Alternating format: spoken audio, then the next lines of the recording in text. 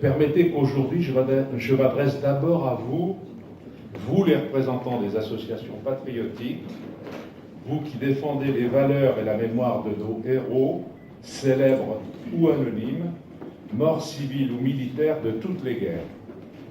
Par ma voix, Saint-Malo vous rend hommage pour les drapeaux, pour les témoignages, pour le travail de mémoire que vous portez dans les cérémonies et les écoles, lors des grandes commémorations, des cérémonies funéraires et en des circonstances plus ordinaires.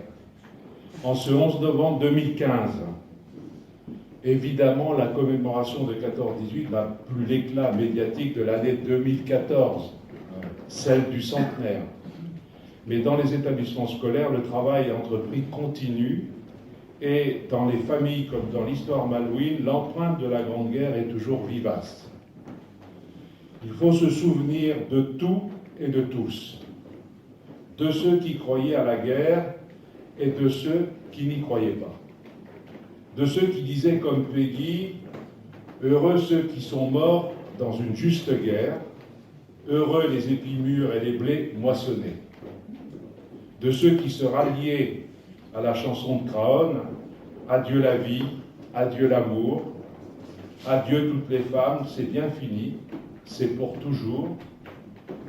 De cette guerre infâme, c'est à Craonne sur le plateau qu'on doit laisser sa peau, car nous sommes tous condamnés, nous sommes les sacrifiés.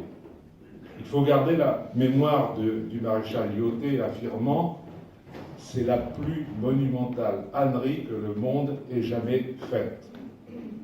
Et se souvenir des paroles du poète Apollinaire. Adieu, que la guerre est jolie, avec ses chants, ses longs loisirs.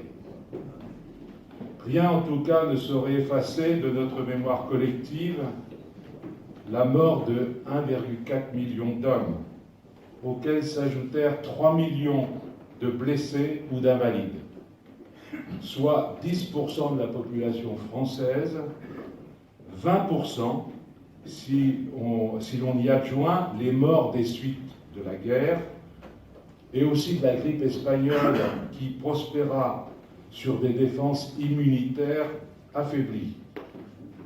Plus encore, si l'on calculait la baisse démographique qui fit de la France de 39 un peuple vieillissant. À Saint-Malo, Saint-Servant et Paramé, quelques 1100 soldats ne revinrent pas des combats. D'autres moururent des suites de la guerre, comme Xavier Ruellan, que l'intoxication au gaz faucha finalement en 1939. En tout cas, l'armistice du 11 novembre 1918 ne signifie pas que tout redevient comme avant et que les soldats reviennent, loin s'en faut. Il faudra attendre pour cela septembre 1919, soit 3 mois après le traité de Versailles, signé en juin.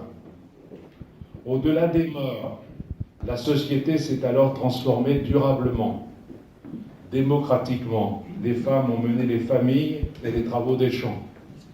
Économiquement, le port a changé avec le commerce qui monte en puissance et la pêche qui chute. En 1912, 146 Terre-Neuve. En 1918, 27. Socialement, le régiment phare de Saint-Malo, le 47e régiment d'infanterie, fort de quelques 3300 soldats, revient composé à 50% d'hommes qui ne vivaient pas ici en 1914. Mentalement, La Grande Guerre est finie, mais par ses répercussions sur les familles, pas plus que les privations qui continueront des années encore. Spirituellement, la France a gagné son identité de république, son hymne national, sa volonté de mémoire, exprimée par l'édification de monuments aux morts à la gloire de ses héros. À Saint-Malo, ils ont la dimension d'une famille. Les Ruellans qui perdirent 6 enfants à la guerre, la stature d'un religieux, le révérend Père Imbrich, aumônier ambulancier du 47e, la figure d'un jeune homme, Édouard Morel, brillant étudiant en médecine, mort à 24 ans, et révéré par sa mère qui lui fit construire une chapelle au cimetière de Rocavé. À tous ces héros de 14-18, nous voulons aujourd'hui associer dans un même hommage ce grand Malouin qui naquit dans l'immédiate après-guerre en 1926 et qui nous a quittés à 89 ans le 26 août 2015, il y a quelques jours. Pierre Léonce de Malvillain fut de tous les combats avec efficacité, profondeur, engagement total, et à qui cette pointe de désinvolture élégante et amusée qui lui réussira toujours, aussi bien dans sa vie professionnelle que dans sa vie publique, au service des Servanais et de Saint-Malo. Il réussit aussi dans la conduite de ses activités nombreuses au sein d'associations à caractère social, patriotique, mémoriel.